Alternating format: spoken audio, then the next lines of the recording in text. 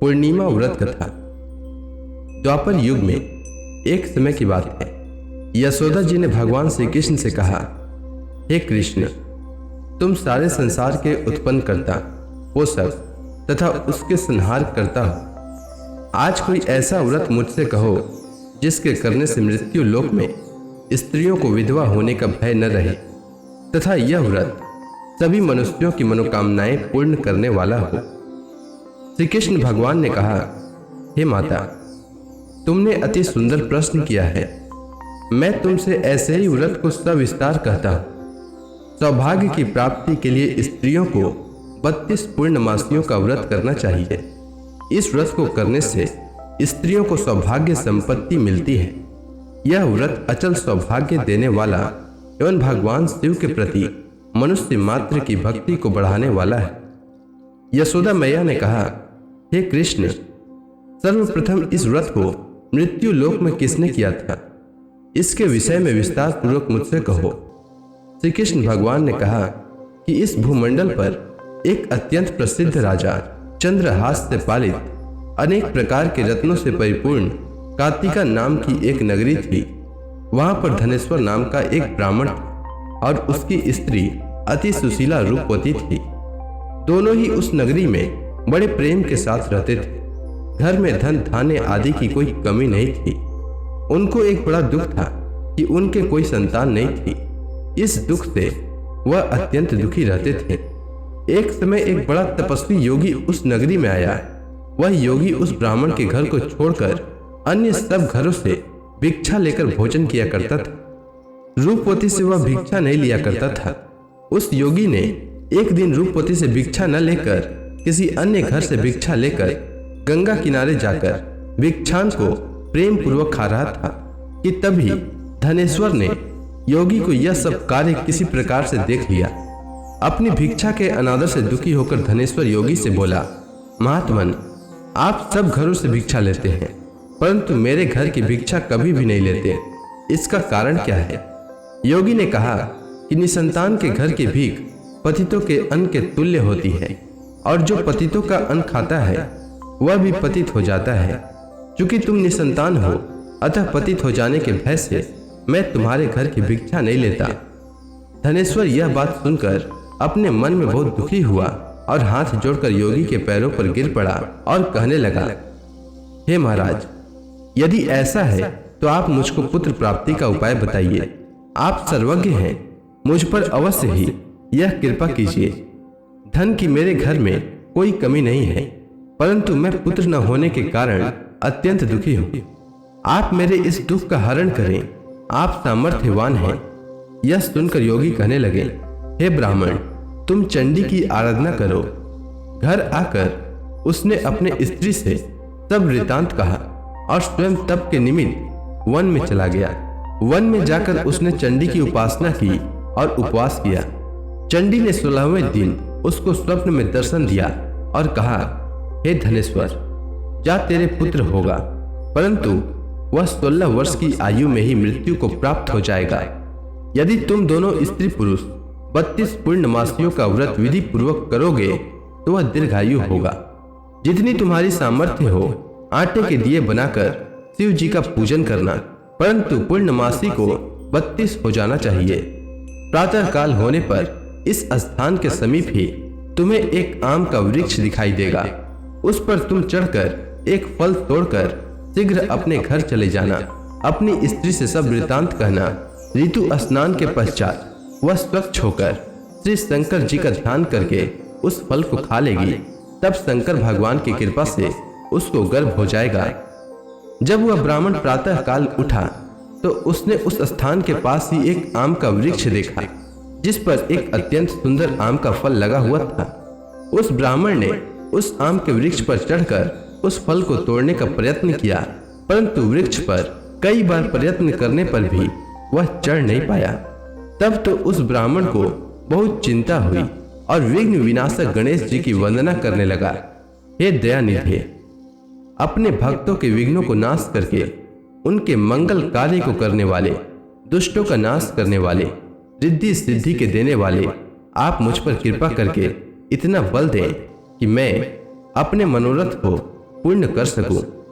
इस प्रकार गणेश जी की प्रार्थना करने पर उनकी कृपा से धनेश्वर वृक्ष पर चढ़ गया और उसने एक अति सुंदर आम का फल देखा।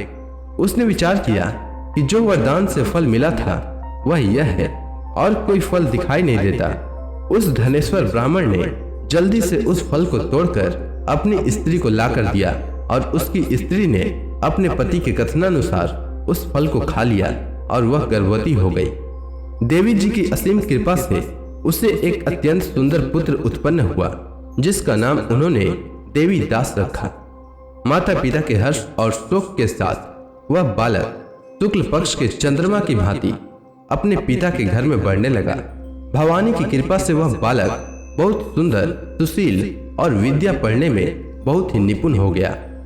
दुर्गा जी की आज्ञा अनुसार उसकी माता ने 32 पूर्णमासी का व्रत रखना प्रारंभ कर दिया था जिससे उसका पुत्र बड़ी आयु वाला हो जाए। 16वां वर्ष लगते ही देवी दास के माता पिता को बड़ी चिंता हो गई कि कहीं उनके पुत्र की इस वर्ष मृत्यु न हो जाए। इसीलिए उन्होंने अपने मन में विचार किया कि यदि यह दुर्घटना उनके सामने हो गई तो वे कैसे सहन कर सकेंगे। इसलिए उन्होंने देवी दास के मामा को बुलाया और कहा कि हमारी इच्छा है कि देवी दास 1 वर्ष तक काशी में जाकर विद्या अध्ययन करे और उसको अकेला भी न छोड़ा जाए। इसीलिए साथ में तुम चले जाओ और 1 वर्ष के पश्चात इसको वापस लेकर लौटना। इसके बाद सब प्रबंध करके उसके माता पिता ने काशी जाने के लिए देवी दास को एक घोड़े पर बैठाकर उसके मामा को उसके साथ कर दिया।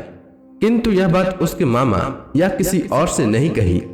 धनेश्वर ने सपत्नी अपने पुत्र की मंगल कामना तथा दीर्घ आयु के लिए भगवती दुर्गा की आराधना और पूर्णमासियों का व्रत करना आरंभ कर दिया। इस प्रकार बराबर 32 पूर्णमासी का व्रत पूरा किया। कुछ समय पश्चात एक दिन वह दोनों मामा और भांजा मार्ग में रात्रि बिताने के लिए किसी ग्राम में ठहरे हुए थे। उस दिन उस गांव में एक ब्राह्मण की अत्यंत सुंदरी, सुशीला, विदुषी और गुणवती कन्या का विवाह होने वाला था। जिस धर्मशाला के अंदर वर और उसकी बारात ठहरी हुई थी उसी धर्मशाला में देवी दास और उसके मामा भी ठहरे हुए थे। संयोगवश कन्या को तेल आदि चढ़ाकर मंडप आदि का कृत्य किया गया तो लग्न के समय वर को धनुर्वात हो गया। वर के पिता ने अपने कुटुंबियों से परामर्श करके निश्चय किया कि यह देवी दास मेरे पुत्र जैसा ही सुंदर है, मैं इसके साथ ही लग्न करा दूं और बाद में विवाह के अन्य कार्य मेरे लड़के के साथ हो जाएंगे। ऐसा सोचकर देवी दास के मामा से जाकर बोला कि तुम थोड़ी देर के लिए अपने भांजे को हमें दे दो जिससे विवाह के लग्न का सब कृत्य सुचारू रूप से हो जाए। तब उसका मामा कहने लगा कि जो कुछ भी मधु पर्क आदि कन्यादान के समय वर को मिले वह सब हमें दे दिया जाए तो मेरा भांजा इस बारात का दूल्हा बन जाएगा। यह बात वर के पिता ने स्वीकार कर लेने पर उसने अपना भांजा वर बनने को भेज दिया और उसके साथ सब विवाह कार्य रात्रि में विधि पूर्वक संपन्न हो गया। पत्नी के साथ वह भोजन न कर सका और अपने मन में सोचने लगा कि न जाने यह कैसी स्त्री होगी। वह एकांत में इसी सोच में गर्म निश्वास छोड़ने लगा तथा उसकी आंखों में आंसू भी आ गए। तब वधू ने पूछा कि क्या बात है, आप इतने उदासीन व दुखी क्यों हो रहे हैं। तब उसने सब बातें जो वर के पिता व उसके मामा में हुई थी उसको बतला दी। तब कन्या कहने लगी, यह ब्रह्म विवाह के विपरीत हो कैसे सकता है। देव, ब्राह्मण और अग्नि के सामने मैंने आपको ही अपना पति बनाया है, इसलिए आप ही मेरे पति हैं। मैं आपकी ही पत्नी रहूंगी, किसी अन्य की कदापि नहीं। तब देवी दास ने कहा, ऐसा मत करिए क्योंकि मेरी आयु बहुत थोड़ी है, मेरे पश्चात आपकी क्या गति होगी, इन बातों को अच्छी तरह विचार लो। परंतु वह दृढ़ विचार वाली थी, बोली कि जो आपकी गति होगी वही मेरी गति होगी। हे स्वामी, आप उठिए और भोजन करिए, आप निश्चय ही भूखे होंगे। इसके बाद देवी दास और उसकी पत्नी दोनों ने भोजन किया तथा शेष रात्रि वे सोते रहे। प्रातः काल देवी दास ने अपनी पत्नी को 3 नगों से जड़ी हुई एक अंगूठी दी, एक रुमाल दिया और बोला, हे प्रिय, इसे लो और संकेत समझकर स्थिर चित्त हो जाओ। मेरा मरण और जीवन जानने के लिए एक पुष्प वाटिका बना लो, उसमें सुगंधी वाली एक 9 मल्लिका लगा दो। उसको प्रतिदिन जल से सींचा करो और आनंद के साथ खेलो कूदो तथा उत्सव मनाओ। जिस समय और जिस दिन मेरा प्राण अंत होगा, ये फूल सूख जाएंगे, और जब ये फिर हरे हो जाएं, तो जान लेना कि मैं जीवित हूँ। यह बात निश्चय करके समझ लेना, इसमें कोई संशय नहीं है। यह समझाकर वह चला गया। प्रातः काल होते ही वहां पर गाजे बाजे बजने लगे, और जिस समय विवाह के कार्य समाप्त करने के लिए वर तथा सब बाराती मंडप में आए, तो कन्या ने वर को भली प्रकार से देखकर अपने पिता से कहा, यह मेरा पति नहीं है। मेरा पति वही है जिसके साथ रात्रि में मेरा पानी ग्रहण हुआ था। इसके साथ मेरा विवाह नहीं हुआ है। यदि यह वही है तो बताए कि मैंने इसको क्या दिया। मधुपर्क और कन्यादान के समय जो मैंने भूषण आदि दिए थे उन्हें दिखाए, तथा रात में मैंने क्या गुप्त बातें कही थी वह सब सुनाए। पिता ने उसके कथनानुसार वर को बुलवाया। कन्या की यह सब बातें सुनकर वह कहने लगा कि मैं कुछ नहीं जानता। इसके पश्चात लज्जित होकर वह अपना मुंह लेकर चला गया, और सारी बारात भी अपमानित होकर वहां से लौट गई। भगवान श्री कृष्ण बोले, हे माता, इस प्रकार देवीदास काशी विद्या अध्ययन के लिए चला गया। जब कुछ समय बीत गया तो काल से प्रेरित होकर एक सर्प रात्रि के समय उसको डसने के लिए वहां पर आया। उस विषधर के प्रभाव से उसके शयन का स्थान चारों ओर से विष की ज्वाला से विषैला हो गया, परंतु व्रत राज के प्रभाव से उसको काटने न पाया, क्योंकि पहले ही उसकी माता ने 32 पूर्णिमा का व्रत कर रखा था। इसके बाद मध्याह्न के समय स्वयं काल वहां पर आया और उसके शरीर से उसके प्राणों को निकालने का प्रयत्न करने लगा, जिससे वह मूर्छित होकर पृथ्वी पर गिर पड़ा। भगवान की कृपा से उसी समय पार्वती जी के साथ श्री शंकर जी वहां पर आ गए। उसको मूर्छित दशा में देखकर पार्वती जी ने भगवान शंकर से प्रार्थना की कि हे महाराज, इस बालक की माता ने पहले 32 पूर्णिमा का व्रत किया था, जिसके प्रभाव से हे भगवान आप इसको प्राण दान दें। भवानी के कहने पर भक्त वत्सल भगवान श्री शिव जी ने उसको प्राण दान दे दिया। इस व्रत के प्रभाव से काल को भी पीछे हटना पड़ा और देवी दास स्वस्थ होकर बैठ गया। उधर उसकी स्त्री उसके काल की प्रतीक्षा किया करती थी। जब उसने देखा कि उस पुष्प वाटिका में पत्र पुष्प कुछ भी नहीं रहे, तो उसको अत्यंत आश्चर्य हुआ, और जब वह वैसे ही हरी भरी हो गई तो वह जान गई कि वह जीवित हो गए। यह देखकर वह बहुत प्रसन्न मन से अपने पिता से कहने लगी कि पिताजी, मेरे पति जीवित हैं, आप उनको ढूंढिए। जब 16वां वर्ष व्यतीत हो गया तो देवी दास भी अपने मामा के साथ काशी से चल दिया। इधर उसके ससुर उसको ढूंढने के लिए अपने घर से जाने वाले ही थे कि वह दोनों मामा भांजा वहां पर आ गए।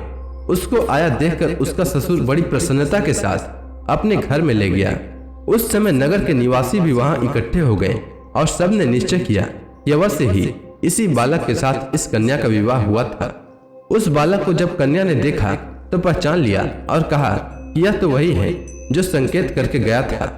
तदुपरांत सभी कहने लगे कि भला हुआ जो यह आ गया, और सब नगरवासियों ने आनंद मनाया। कुछ दिन बाद देवीदास अपनी पत्नी और मामा के साथ अपने ससुर के घर से बहुत सा उपहार आदि लेकर अपने घर के लिए प्रस्थान किया। जब वह अपने गांव के निकट आ गया तो कई लोगों ने उसको देखकर उसके माता पिता को पहले ही जाकर खबर दे दी कि तुम्हारा पुत्र देवीदास अपनी पत्नी और मामा के सहित आ रहा है। ऐसा समाचार सुनकर पहले तो उन्हें विश्वास ही नहीं हुआ, किंतु जब और लोगों ने भी आकर उनकी बात का समर्थन किया तो उनको बड़ा आश्चर्य हुआ। लेकिन थोड़ी देर में देवीदास ने आकर अपने माता पिता के चरणों में अपना सिर रखकर प्रणाम किया, और उसकी पत्नी ने अपने सास ससुर के चरणों को स्पर्श किया तो माता पिता ने अपने पुत्र और पुत्र वधू को अपने हृदय से लगा लिया, और दोनों की आंखों में प्रेम आंसू बह चले। अपने पुत्र और पुत्र वधू के आने की खुशी में धनेश्वर ने बड़ा भारी उत्सव किया और ब्राह्मणों को भी बहुत सी दान दक्षिणा देकर प्रसन्न किया। श्री कृष्ण जी कहने लगे कि इस प्रकार धनेश्वर 32 पूर्णिमाओं के व्रत के प्रभाव से पुत्रवान हो गया। जो भी स्त्रियां इस व्रत को करती हैं वे जन्म जन्मांतर में वैधव्य का दुख नहीं भोगती और सदैव सौभाग्यवती रहती है। यह मेरा वचन है। इसमें कोई संदेह नहीं मानना। यह व्रत पुत्र पौत्रों को देने वाला तथा संपूर्ण मनोकामनाओं को पूर्ण करने वाला है। 32 पूर्णिमाओं के व्रत करने से व्रती की सब इच्छाएं भगवान शिव जी की कृपा से पूर्ण हो जाती है, इसमें कोई भी संदेह नहीं है। तो इसी के साथ पूर्णिमा व्रत कथा पूर्ण होती है। तो प्रेम से बोली भगवान विष्णु की जय, श्री कृष्ण भगवान की जय, लक्ष्मी माता की जय, तुलसी माता की जय, समस्त देवी देवताओं की जय।